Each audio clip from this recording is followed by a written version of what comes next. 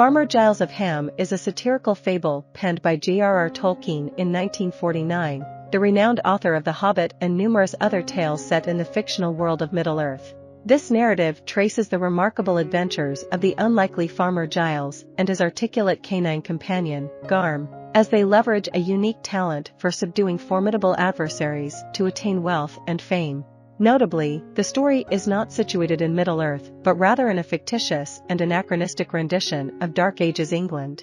For instance, in this England of the story, apart from the obvious presence of dragons, one notable divergence from historical accuracy is the inclusion of firearms. The distinguished artist Pauline Baynes, renowned for her illustrations in C.S. Lewis's Chronicles of Narnia during the 1950s, originally provided the illustrations for this book. Tolkien was so impressed by Baynes' artwork that he once remarked, "They reduced my text to a commentary on her drawings." It is believed that Farmer Giles of Ham was translated from a medieval manuscript originally composed in Latin.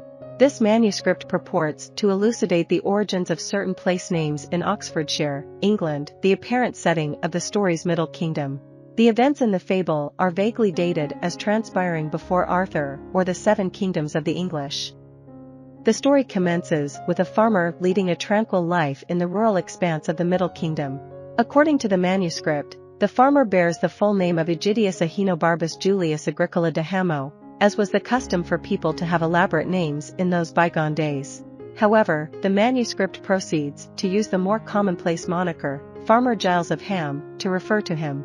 Farmer Giles, a portly, red-haired everyman, derives contentment from the routines of his rustic existence and vehemently opposes intruders. Thus, his tranquility is understandably disrupted one night when an unwelcome giant wreaks havoc on his peace and quiet. The giant, as it happens, is afflicted with both near-deafness and near-blindness, leaving a trail of destruction in his wake, including the unfortunate flattening of Giles's cherished cow, Galathea. His clumsy approach rouses and terrifies Giles' talking dog, Garm, who, at some personal risk and with assistance from Giles's wife, Agatha, spurs Giles into action. With great resolve, Farmer Giles manages to repel the giant by employing a rudimentary firearm known as a blunderbuss. His blunderbuss shot strikes the giant in the face, largely by happenstance, and although it doesn't harm the giant physically, it persuades him that he has ventured into an unpleasant, unhealthy territory teeming with biting insects. The offended giant hastens his departure to more hospitable environs, while Garm proudly recounts his master's heroic exploits to the villagers. Many miles away, news of Farmer Giles's triumph over the giant reaches the king of the Middle Kingdom. In gratitude, the king dispatches to Giles an antiquated, out-of-fashion sword from his treasury. Farmer Giles revels in the newfound admiration of his neighbors. However, his complacency is short-lived. A famished Welsh dragon named Chrysophylax Dives, Latin for Goldwatcher the Rich, catches wind of the Middle Kingdom's supposed lack of bothersome knights and decides to investigate this realm.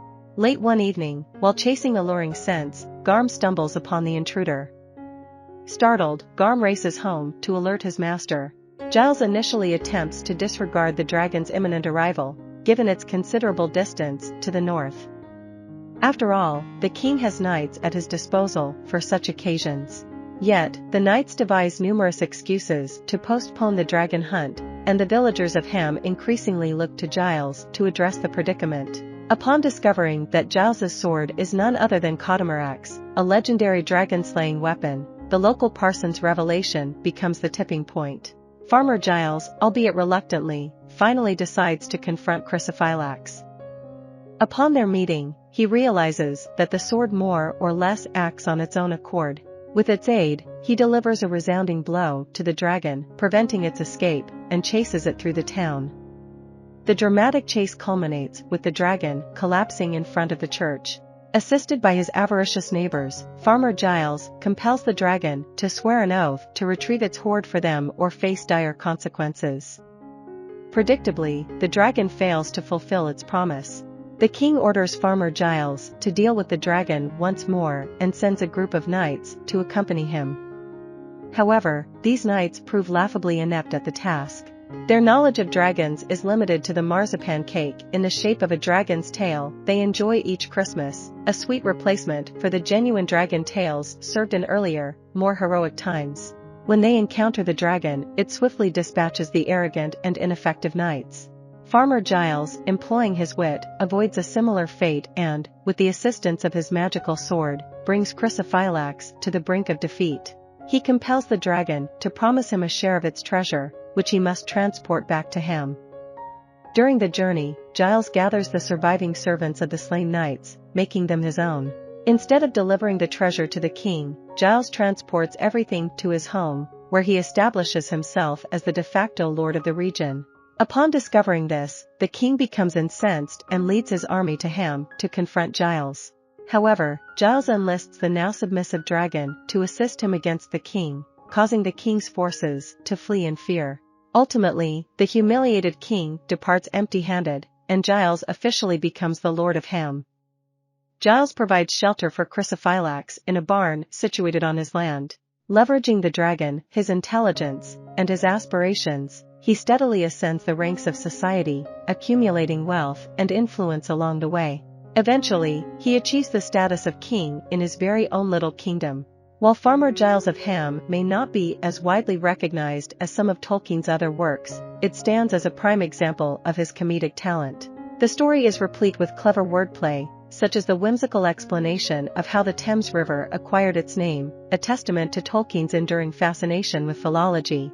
I hope you enjoyed this video. Leave a like if you did and be sure to subscribe. Thank you.